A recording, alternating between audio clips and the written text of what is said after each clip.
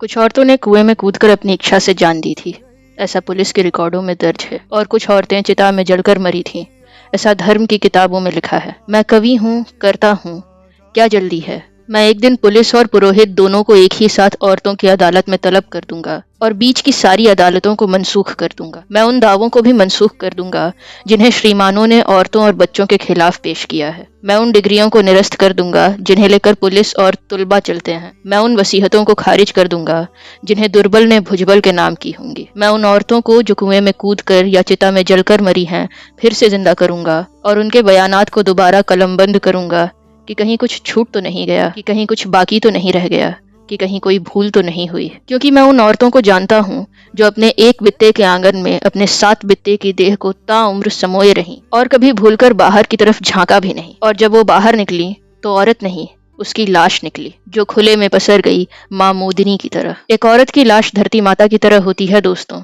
जो खुले में फैल जाती है थानों से लेकर अदालतों तक। मैं देख रहा हूँ कि जुल्म के सारे सबूतों को मिटाया जा रहा है। चंदन चर्चित मस्तक को उठाए हुए पुरोहित और तमगों से लैस सीने को फुलाए हुए सैनिक महाराज की जय बोल रहे हैं। वे महाराज जो मर चुके हैं, और महारानियां सती होने की तैयारियां कर रही हैं। और जब महारानियां नहीं रहेंगी तो नौकरानियां क्या करेंगी, इसीलिए वे भी तैयारियां कर रही हैं। मुझे महारानियों से ज्यादा नौकरानियों की चिंता है जिनके पति जिंदा हैं और बेचारे रो रहे हैं। कितना खराब लगता है एक औरत को अपने रोते हुए पति को छोड़कर मरना, जबकि मर्दों को रोती हुई औरतों को मारना भी खराब नहीं लगता। औरतें रोती जाती हैं, मर्द मारते जाते हैं।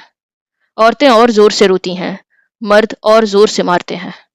औरतें खूब जोर से रोती हैं, मर्द इतनी जोर से मारते हैं कि वे मर जाती हैं। इतिहास में वह पहली औरत कौन थी जिसे जलाया गया, मैं नहीं जानता, लेकिन जो भी रही होगी मेरी माँ रही होगी। भविष्य में वह आखिरी औरत कौन होगी जिसे सबसे अंत में जलाया जाएगा, मैं नहीं जानता, लेकिन जो भी होगी मेरी बेटी होगी और मैं ये होने नहीं दूंगा।